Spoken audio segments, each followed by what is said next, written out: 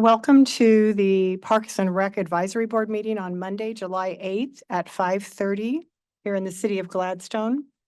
The city of Gladstone is abiding by guidelines set forth in the House Bill 2560, which requires the governing body of the public body to extent reasonably possible to make all meetings accessibly remotely through technological means and provide opportunity for members of the general public to remotely submit oral and written testimony during the meeting to extent in-person oral and written testimony is allowed.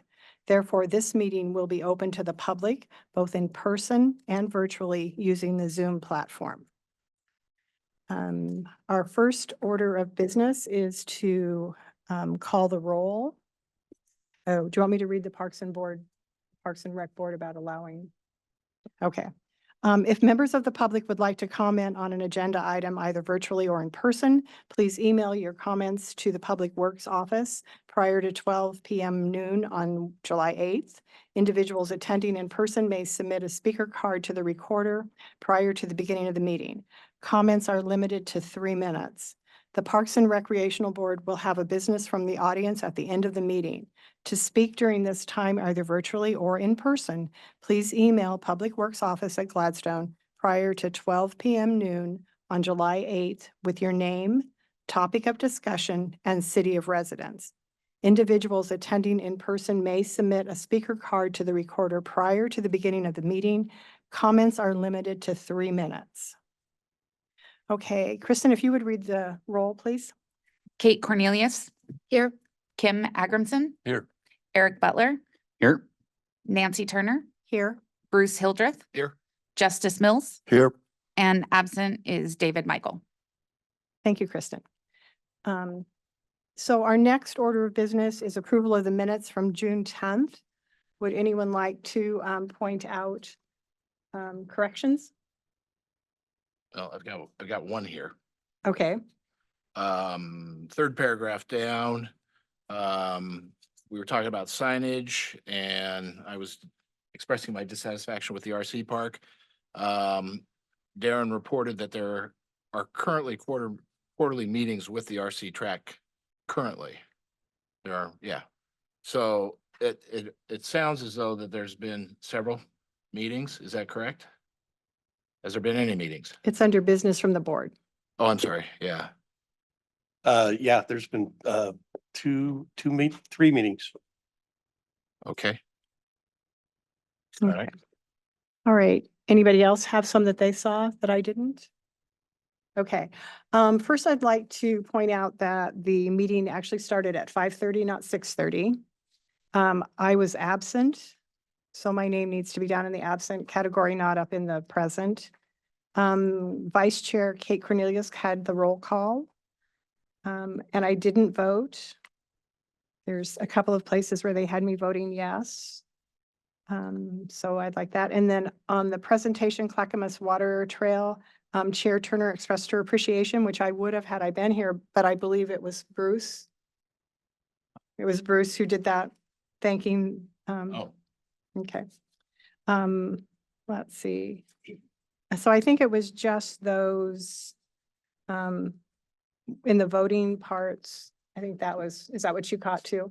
Okay, so if those could be updated, that would be cool. I think Kate deserves credit for chairing a meeting. Her name should be there. So there we go. Anything else from anyone? Would anyone like to make a motion to accept the meetings as corrected? A motion we accept as corrected. A second? second. Bruce. Okay, now we need to hear your names. Kate motions to approve accepted minutes. Bruce seconds. Are you on, Bruce? You need to be, Sorry. Bruce Hildreth seconds. okay. All in favor? Or do you want to call roll? Do roll call. Yeah. Okay, thank you. Kate Cornelius. Yes.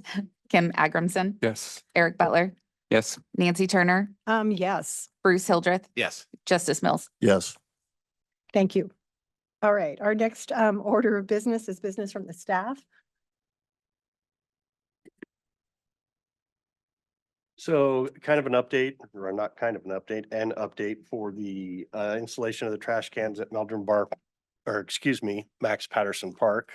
There were 7 garbage cans that were scheduled to go in there to have those done before the festival, which is the first weekend in August. All 7 of those have been installed as of last week, I believe it was. So that has been completed.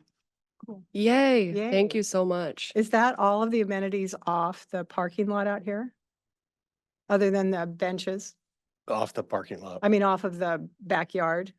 Where No, you no, no, store we've, things? we've got more, You've got more garbage cans Okay, and yeah, more garbage cans and I think 1 extra bench or 2 Okay, extra all right. benches, I believe. right, all right. Next item was the park maintenance update, just to kind of carry on from where, from last month. Mowing continues, all irrigated parks are mowed once a week. The non-irrigated is getting to a point where it doesn't need to be mowed weekly, so we'll slack off on the non-irrigated, not slack off, but we'll skip a week, and so those will be mowed every other week. Irrigation has been turned on. It's been on for a while. I don't think I mentioned that at the last meeting. With the hot weather, we've upped the irrigation run times and also the frequency of it. I believe we're at 5 days a week at everywhere except for Meldrum. That's 7 days a week. And run times are, I believe, 20 minutes a zone. So that's a significant upgrade, which with the heat, that's pretty much standard. The splash pad at Max Patterson's been opened. That was not opened at our last meeting. We turn this on at the end of the school year. Typically, we turned it on, I believe, a few days early this year because we had some heat. And then that runs until Labor Day. And then once Labor Day, we'll shut that down. Again, that'll depend on temperatures. If we get some hot spells, which we can in September, we're not opposed to running that a little bit later. Typical hours for the splash pad are from 11 a.m. to 7 p.m. And that's 7 days a week. Right now, we've changed that at least for this week because of the hot temperatures. We're going to be running it from 9 a.m. to 9 p.m. And then we'll evaluate next week and see what that looks like. And we may switch it back to the 11 to 7. Darren, I've got a question about the Mhm. splash pad, if you were gonna move on, or are you gonna, Yeah, go ahead. how does that splash pad work? Does it have a automatic off button after it's a timer? And then kids know how to turn it on? Yeah, so in the splash pad, there's a pedestal there that has a button. Yeah, Yeah. As long as it's within the time parameters that we've programmed it to do, they press the button, the feature will turn on. comes on. As okay. far as what turns on inside of it is all programmed in a control box. So it's kind of. And it may not be the same every time you press the button. Okay, So it has basically a pattern it'll run through and then it stays on. I'm not sure exactly what the time frame is on that. I want Right. to say probably 5 to 10 minutes, something like that. yeah. Kids press it again and go, go, goes right go. back, So Which is good. That's helpful. I've sat there and it's gone off and some kids know what to do and others don't, but They- but I've learned that, I think. So I wanted to ask. And then are some of the mechanisms aren't working? There's a broken bucket that dumps. Yep. Is that repairable? we need to order the new bucket. And then we also are wanting to the problem is that system is pretty much outdated. And they don't really support the, we'll call it the software. I don't know what it really Yeah. is. Because what we wanted to do was have somebody come out and kind of reprogram it. Originally that was run off of pumps. It no longer is run off of pumps. It is Right. run off of city water. Right. And with that, it would be nice to be able to change the timing on some of the features because of pressure. So, right.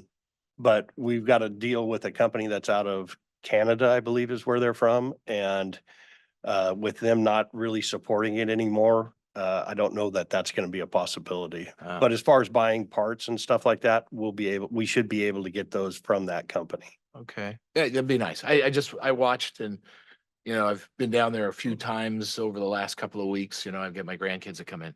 So I watch it and, you know, it's unfortunate that one of those water buckets doesn't, I mean, it's just the water just runs, Yeah. it doesn't dump. There's an archway, like a doorway that doesn't seem to spray. And then I call them pretzels, but they're kind of like, you know, fireman Yeah. things that don't seem to be running either. Yeah, we need to look at that because I think there's a problem with a relay or something in there is why those, Yeah. what you called pretzels, Yeah. aren't working. We're able to get the archway to work, but then once the timer stops, it doesn't want to work again. So that's kind of one of those things where, Okay, um, technical. you know, I don't know if it's the programming or exactly what it is. So we're aware of those. Okay. Once we get through this hot spell, when we can get a little time to get in there, we're gonna see what we can do to do some adjusting or fixing, so to speak, to get everything working the best that we can. Yeah, be great, because it's a nice little gem there. And I mean, when kids aren't even on the playground equipment because it's too hot, right? They're at the splash pad and it just be nice if everything was working, obviously, Right. with so many kids, but thank you. Mhm. That- Ball field maintenance, we'll be finishing up with that at the end of the month. They have a tournament this weekend at Derek's Fields. And then I believe a tournament the following weekend at Derek's Fields. And then there is I believe a softball tournament or something going on down at Meldrum at the end of the month. And then we'll be done with the weekly ball field maintenance or daily, mostly ball field maintenance, which is good because then that'll free up more time to do other things. So. And then really the last thing I have is staff's been out spraying in the parks for weeds and grasses in planter beds, fence lines, things like that, that take a lot of time for us to get cleared. Hopefully, once we get that done, at least at Max Patterson, is to get some bark dust down over there. And that, again, I'm hoping to have that done before the festival. So, but spraying really helps a lot because, you know, without the weeds, it just takes so much time to weed eat everything and just all of that. So, we've been working on that since our last meeting. So, and that's all I have. Okay. Any other questions from the board for Darren? Okay. From the business from the board, we have the transient lodging tax. We had asked for a 101 presentation on that, and that should be in August. Jackie Betts and Marcy have both agreed to come in and give us a 101.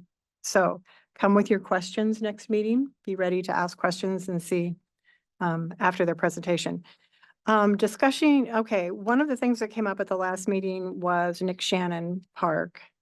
And we had a lot of success when we did outreach for Robin Hood and also down at Meldrum with the play structure. So the thought would be to do that with Nick Shannon too. I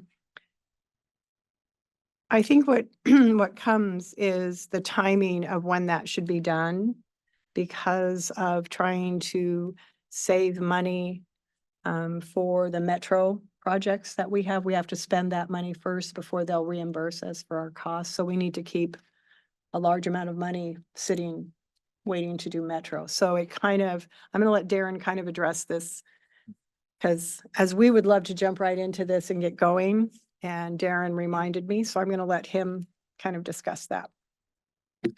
Yeah, so the metro money, kind of like what Nancy was saying is we pay for everything up front, they reimburse.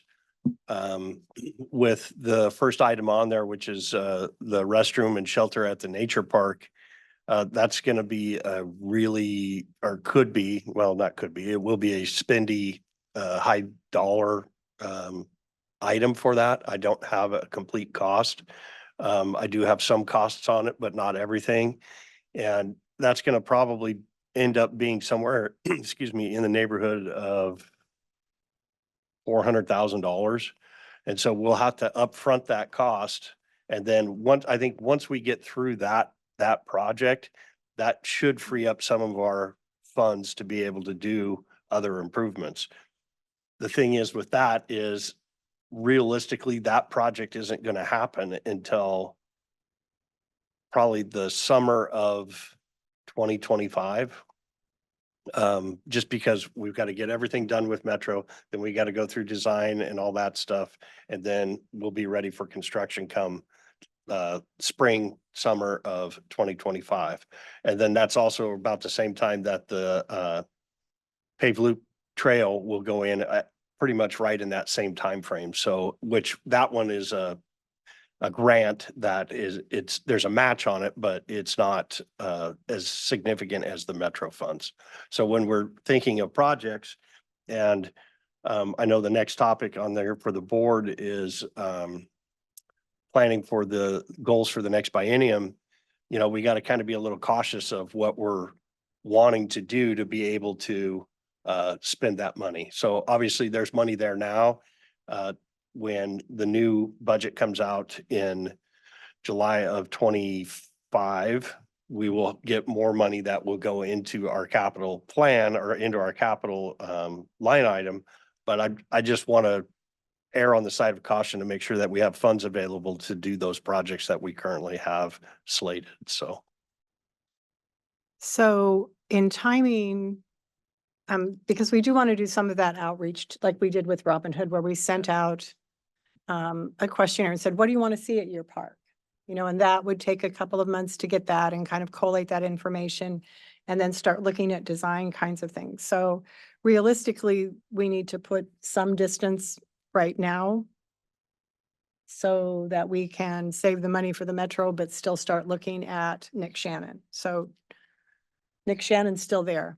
One of the things that I continue to hear about with Nick Shannon is the fact that it has sand instead of bark under the play structure. So a lot of families are saying, when the kids come home from playing, they have to take a shower because they're full of sand. They're like at the beach. So they can't come in the house until they've showered. So I asked Darren to what does it cost? What would it cost, knowing that we're a couple of years out on Nick Shannon being completed? What would it cost to replace the sand with bark at this point? That's probably going to be in the neighborhood of $15,000 to $20,000. Really, just to go in there and scoop that out and then replace it? Well, it's not us doing the work. There'd be a contractor that would have to come in and clean all that sand out, make sure that we have the depth and everything that's needed. And then come in and put in the chips in that entire area. Mhm. To kind of put that in perspective, that little swing set at Robin Hood, the play chips for that were almost $5,000. Okay. So that's at least probably 3 times that space. So you're looking at, you know, probably $15,000 in play chips, and then contractor costs to remove that sand, make sure that everything's at an acceptable depth. So you're looking, I'm spitballing somewhere around $20,000. And then what you also have to remember with that is when they come in to demo the old playground, when we get to that point, a lot of those chips are going to end up being wasted because, you know, it's just the nature of the beast. You got to basically dig most of that back out. And if we end up with a bigger footprint for that playground, you're looking at even more chips then on top of that. So I totally get it, but it's going to be a pretty good price tag for that. Okay, all right. Are we replacing the sand yearly? Like, I know we go through every year with the bark. No, we're not. We're not replacing sand in there. Okay. So it doesn't dissipate and move like the chips Like the do. chips do. So a lot of the times with the chips, they get spread out to the outer edges, Mhm. and then we'll come in, we'll put in new chips, rake stuff back. But for the most part, the sand we don't have that same issue with the sand as we do the play chips. Okay, all right. Any other questions about the Nick Shannon? Just a comment, You- because everything takes. Who so are long- you? Oh, so sorry, Bruce Hildreth. Because everything takes so long, and we know this, we know it from experience, we know how long Robin Hood took. Should we not start the process of trying to understand what the input would be from the community. Because I think we'll be all the way around to summer of 2025 before we get all this information. But now we can assess what the cost might be and figure that into part of the Metro Share. Or, how it stands up against Metro Share. I think my concern with like putting together the surveys and starting that now is that we get people, oh, I'm Kate. We get people excited about it and thinking that we are starting the work and that there's movement. But if we're reasonably talking about that playground being replaced in 2026, I think it's a little bit early to even go with surveys. Maybe like next spring, so that we say in a year, but we see it with some of the projects, like the library, where then people are expecting it to be there and be done and be ready. And I don't know, I wouldn't want people to get their hopes up and be excited 2 years before we're reasonably thinking we can even do the work. So I think we should start thinking about what we want to ask, but maybe not actually publish information until the spring or early next year. This is Eric. I don't think it's too early to begin to get the conversation going, as long as we're kind of clear that we're just really sort of generating ideas at this point, rather than sort of committing to a course of action.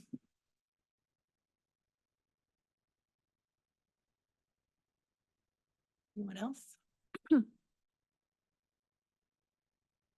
So this is Nancy. So when you're talking, getting the conversation started, are you talking like January starting it, more like looking at spring, kind of launching that first survey? I mean, is that what you mean by getting it started, or August? I mean, kind of really whenever, but like I said, in a lot of my experience with these kinds of projects, it never hurts to start talking sooner rather than later and start getting community input sooner rather than later. Especially when we're at the point of still kind of figuring out what we want. That's really kind of the community's opportunity to provide their input on what direction to go, so that we're not kind of come along with a 3/4 finished project and say, uh, here's what we got, do you like it? Rather, Yeah. it's more kind of an opportunity to kind of build that idea along with the people who are going to be benefiting from it. I know some of the neighborhoods, this is Nancy, I know some of the neighborhoods have established communication groups within their neighborhood. I don't know if Nick Shannon has that. Like neighborhoods that have exchange emails and things like that. So I don't know if they're one of those neighborhoods that does, but I can conceivably see it starting like, May or June of next year, kind of starting when kids are over at the park more. And they're out more. That might be a good time to start that first one. What do you want to see? And then kind of start paring it down in the fall. And that would get us into the 26th. That would get us after the 26th date, July, correct? Yeah, I mean, that'd get you right in the ballpark. If we're looking at, spring, summer of 26, I would give it probably a year. And I kind of agree with Kate. I think we kind of experienced some of that with the Robin Hood, which was, we did all the surveys, we did all that stuff. Okay, this is what we're going to do. And then it took so long to get it accomplished that, I don't want to make or have people think that something's going to happen right away. I mean, and we can message that too.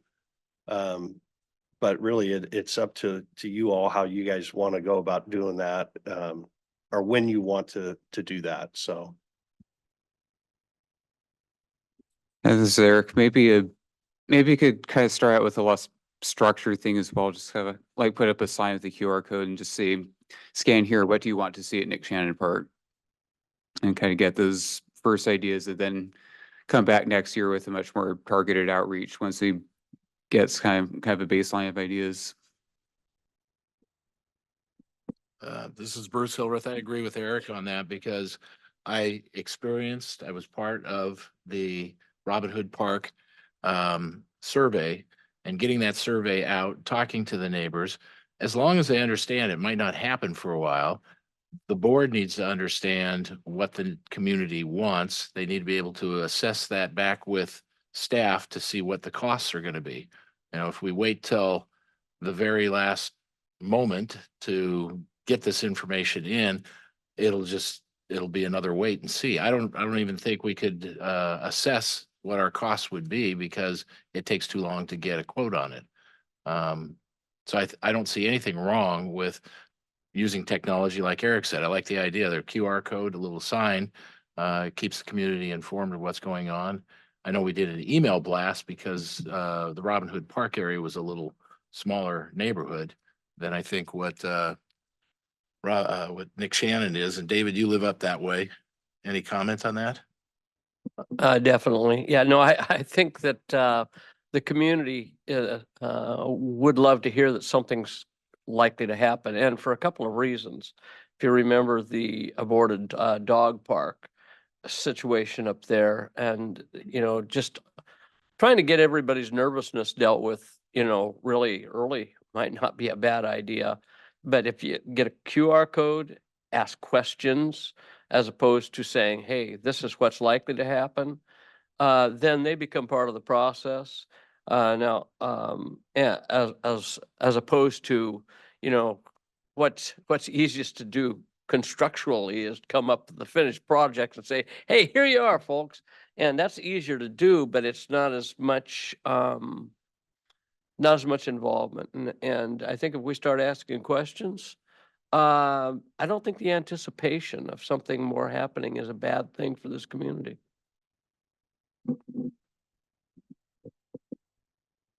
No, go ahead.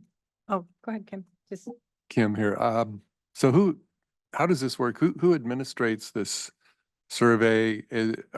Are people emailing in questions or ideas and suggestions to some central place that or person, and their questions are being answered, or ideas just coming in and then they get, you know, collated and eventually talked about and responded to?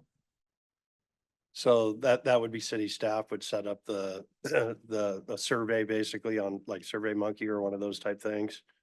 We'd have to have questions for that. Put those together. I believe that's what we did the last time for Robin Hood. We had a QR code for that one as well. So yeah, it would be that type of a process. this is Nancy, and I know with Robin Hood, we had really defined space on what we could do.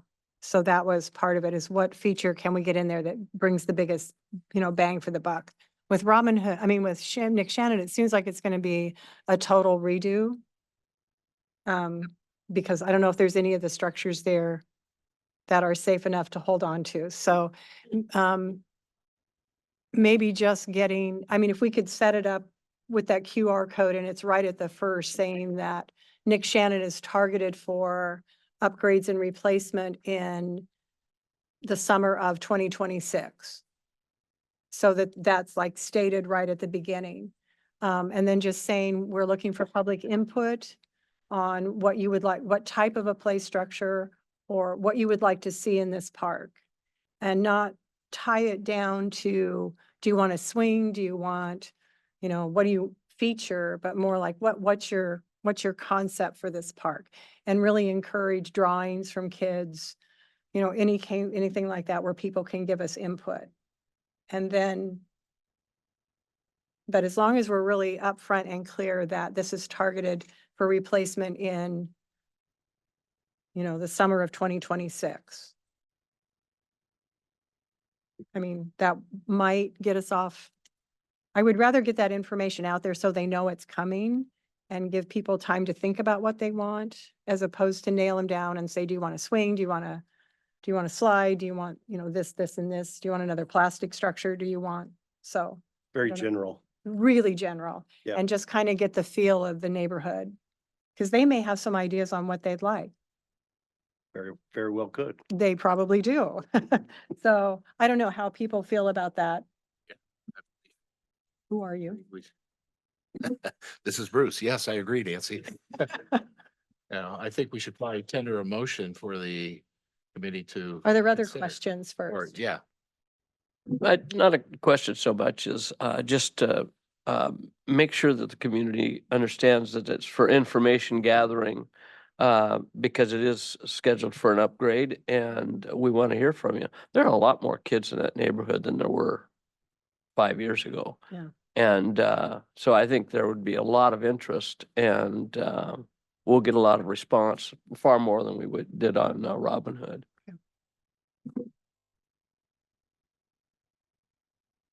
Anybody else? So I would entertain a motion if someone would like to form one. And this is Eric. I move that we have an open-ended community survey for gauging what people are interested in seeing at Nick Shannon Park. And be Second. really specific about that it's targeted for upgrades down the road, not now. So, okay, yeah, along the lines of that discussion and Eric's motion, I would second it. Bruce Hildreth. okay. Kristen, would you read the roll, please? Kate Cornelius, Yes. Kim Agrimson, Yes. Eric Butler, Yes. Nancy Turner, Yes. Bruce Hildreth, Yes. Justice Mills, Yes. David Michael. Yes. Okay, all right. Thank you. And Darren, if you want some help on that, maybe we could get some of the people on the board or on getting that written. That'd be great. Okay. We're now to the goals for the next biennium. And as you know, in probably October, Darren will be taking our goals to the city council and that kind of starts budgeting for the next cycle. So we need to have our goals to him in October. And this is something I don't want to put off. And this will lead where we go for the next 2 years, starting in July of next year or in January? It's January. January, okay. 25. Okay, in January of 25 through January of 27. Okay, all right. So that's the time period that we're looking at. We know there's projects that will be outside of that time period, so they may not need to go on the goals at this time, but these would be the goals that we'll be looking at. So,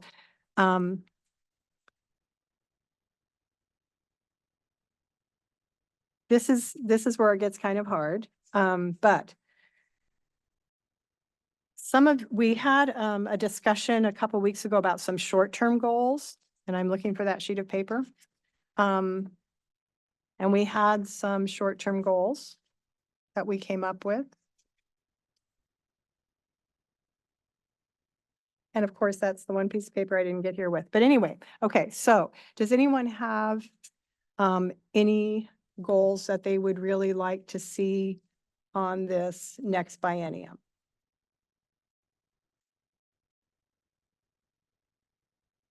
I think we have a very obvious one in Nick Shannon.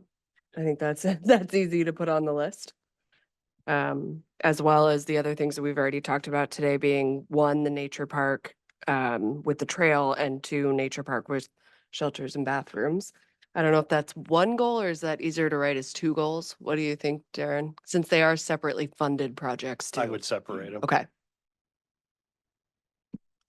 This is Nancy, is it possible to set one goal that just addresses the metro money, connecting, people to the nature, that continue monitoring those projects that will be impacted by that funding? Yeah, you could set that as a goal because once we're done at the nature park, we've got other stuff and that goal realistically would stay on there until, 2028 or 2029 when the metro money is done.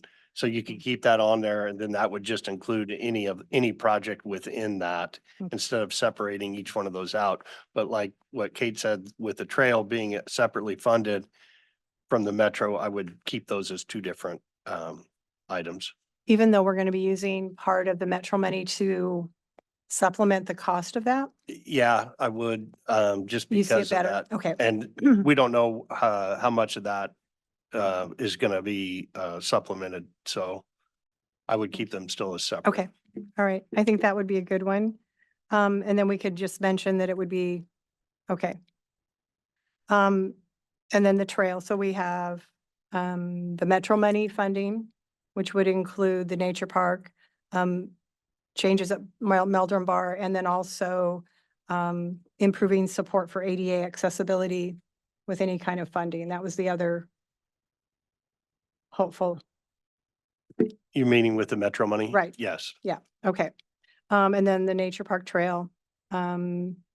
Nick Shannon has brought up any other things? David Michael here. Does the undercrossing fit into this program at all, or is it like stands all by itself? And I would always have that as part of my goals here. You would. I think what we need to do is remember that this is for the next 2 years. Correct? And that project looks like it might be going beyond. And you're more up to date on that Yeah, funding search. that project is gonna be outside of the 2 years, but I don't know that it's not a bad thing to leave on there just so that it's there. I see where David's going with that. I think it'd be good to put it on there. Is it gonna get achieved, meaning finished? No, but will there be movement on it? More than likely. So I think it's fine to keep that on there.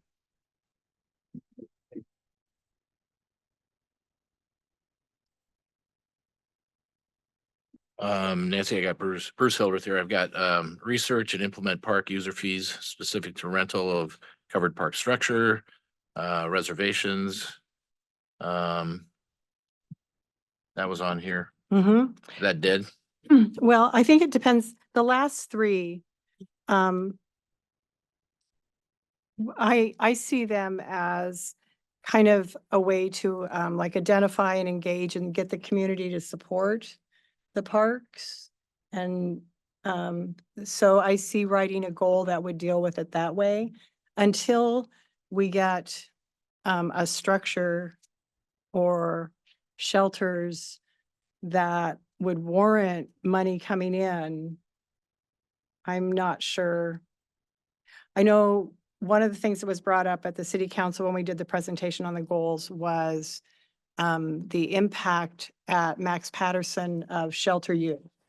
And people, if they want to use it on the weekend, they have to camp out at 6:30 in the morning for a picnic at 2 in the afternoon. But if they wait until 1 to show up, 3 other people are in front of them. So some sort of a sign up thing, so that they can they could reserve it, not necessarily rent it, but reserve it. But then you have the issue of enforcement or monitoring and cleanup on weekends. During the week, that works great, because Scott's here, he can go take care of it. But on weekends, Scott's not gonna come in and take care of it. So I'm not sure how that's working on staffing. Darren might have an update for us on that one. No, I don't have anything more to add to it. I mean, I think you kind of hit the nail on the head. I think it's something that is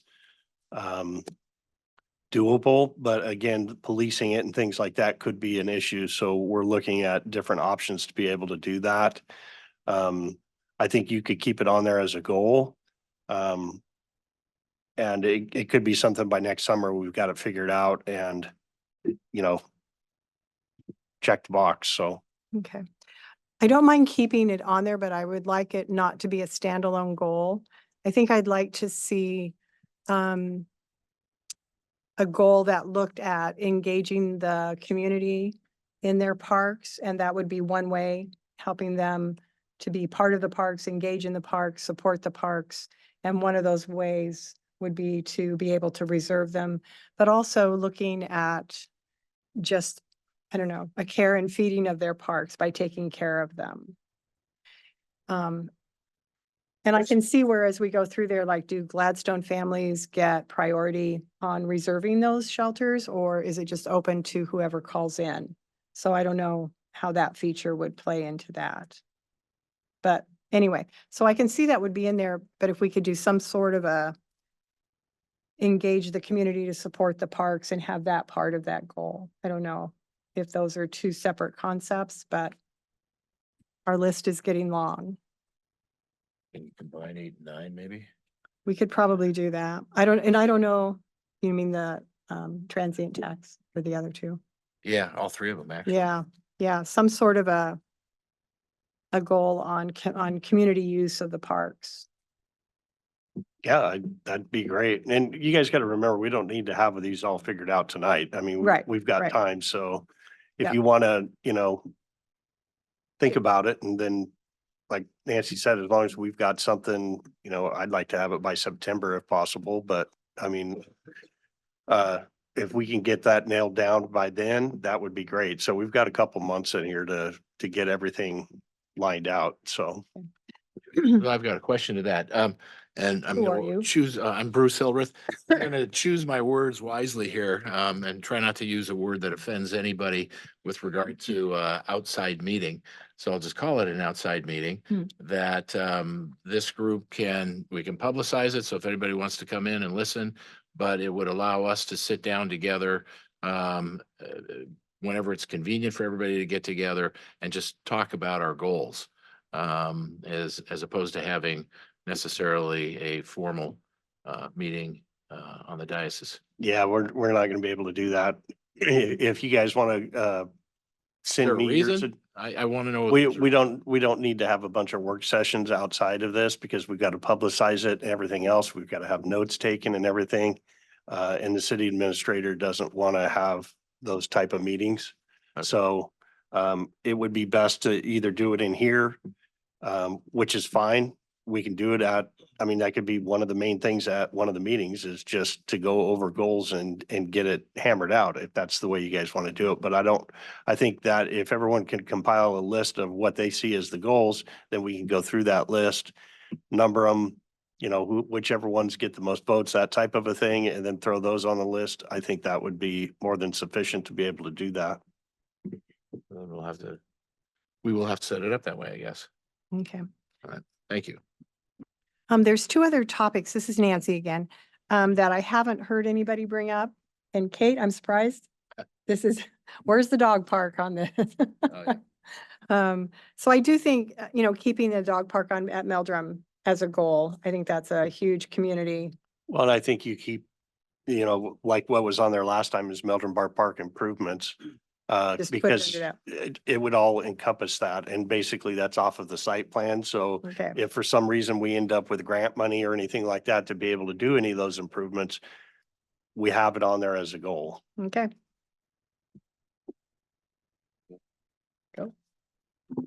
I do think with a dog park that might be something that could actually, or this Eric, that might actually be something that could get justified under the West Good Neighbor funds as well, because in a sense, that's kind of keeping a contaminated stream out of the waterways by kind of concentrate dog use and areas away from the water. There's just a thought. Yeah, we'd have to check to see if Good Neighbor, if that would be allowable through the Good Neighbor program. But yeah, I mean, there is Good Neighbor money there for that type of a project. Okay. Then Eric, again, I still think it's worth looking at, again, this would be something where we'd really be looking for external funding. There's a fair amount of that pops up here and there, but look at kind of fire risk reduction in parks. I know that there was a grass fire at the ball field next to Max Patterson last summer, and a lot of these parks have a lot of kind of dead wood and ladder fuels and things in them, and there's adjacent green spaces that could use outside of city administration that could use some assistance as well. So it might be kind of a community-based strategy, but if there's something where we could even just take out some of the hollies and kind of small snags and things like that that are in some of these green spaces that'll really kind of keep those ecologically healthier and also reduce the potential of risk for surrounding communities. Does anyone have a thought on those or how they feel about fire readiness within our parks? A concern about that or want to know more about it? Or- Is there any kind of established like fire risk or management that the city already has? Anything like published documents or a plan that's already made? Not Not really. We do have a natural hazard plan that does have some of that in there. But it's not, I would say park specific. I think it's more generalized.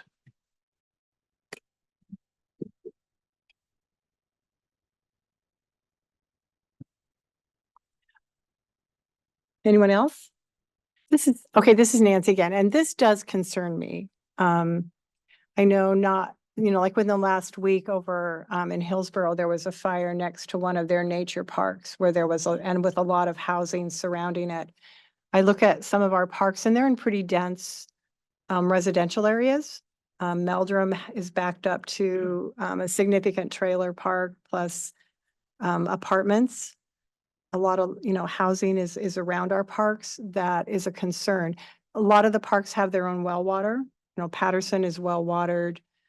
A lot of Meldrum is well watered, but there are some of our parks that don't have water that could be dangerous. I wish I could figure out a way to get people to be way more responsible about cigarettes and things that happen in the parks, fireworks and things like that, but I don't know if that's going to work. But to me, even starting that conversation and looking at it, as Kate said, within, is there some sort of a plan for all of our parks? I don't No, Is that- not that I'm aware of. Yeah, and that might be just a good topic to have to learn more about it and to see if other municipalities are starting to look at that feature.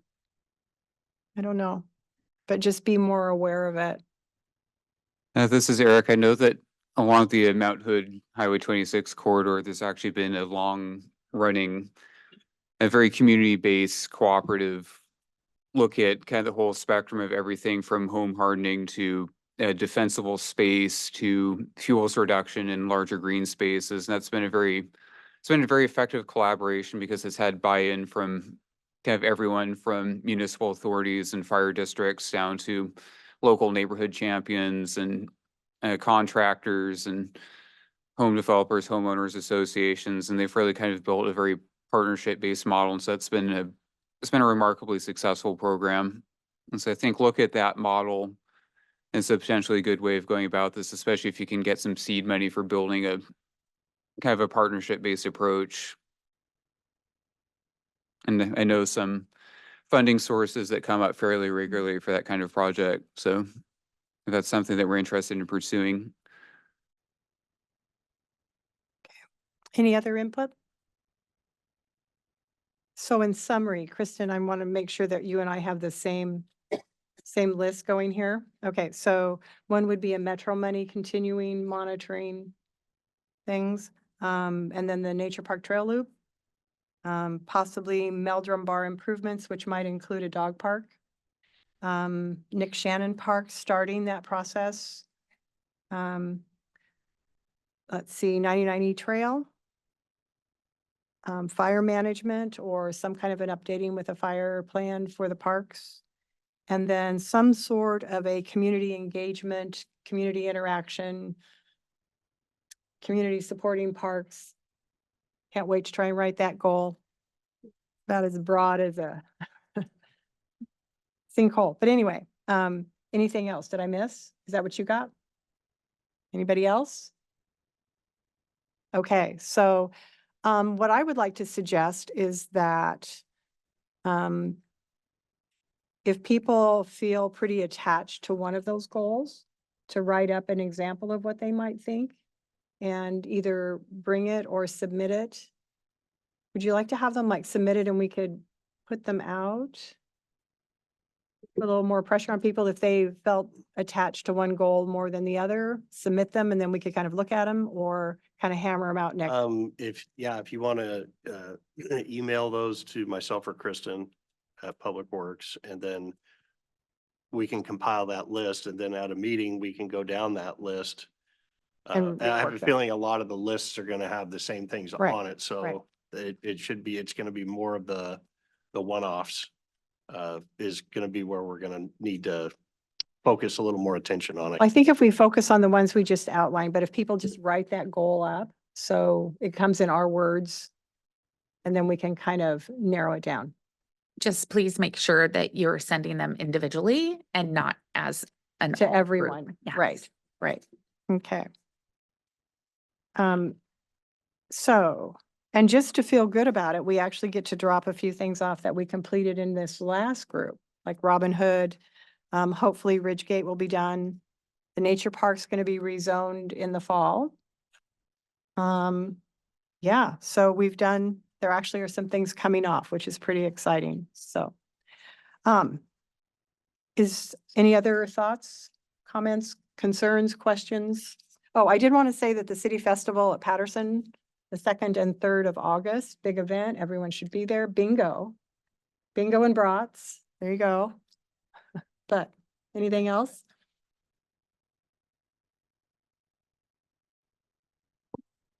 This is Eric. I know that it's been something we've been talking about for a while now, but do we want to make some sort of resolution at the RC track a goal, or is that sort of just a continuation of something we're already pushing on?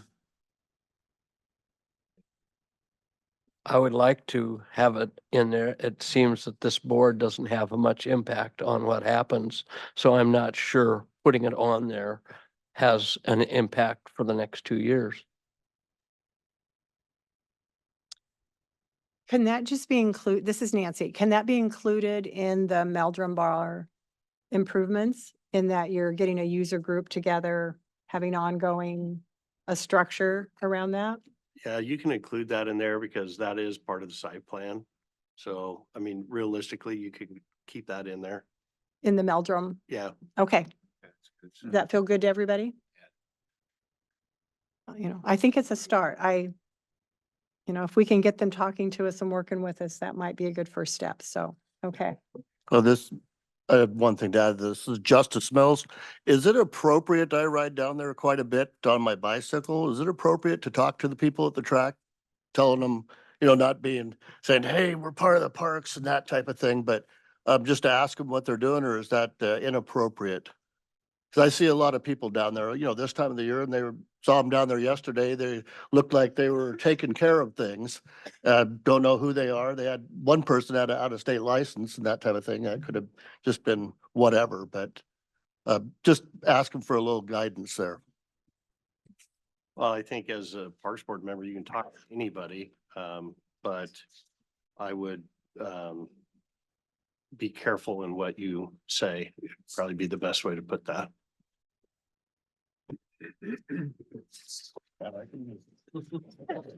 So regarding that, I've been down there too. I noticed there's a sign up there that says that there's a RC track meeting at Meldrum on the 10th.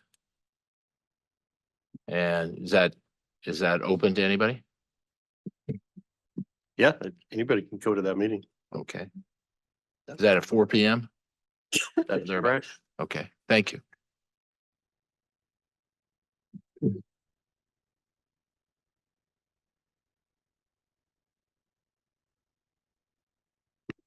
There is none.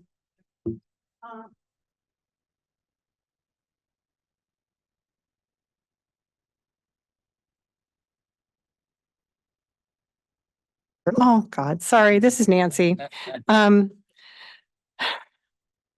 So there's no business from the audience. Next meeting's August 12th, 5:30. Do I have a motion for adjourning? So we can get out of, I make a motion to adjourn. and this is, Justice Mills. Kate seconds. Kristen, can you please call the roll? Sure. Kate Cornelius. Yes. Kim Agramson. Yes. Eric Butler. Yes. Nancy Turner. Yes. Bruce Hildreth.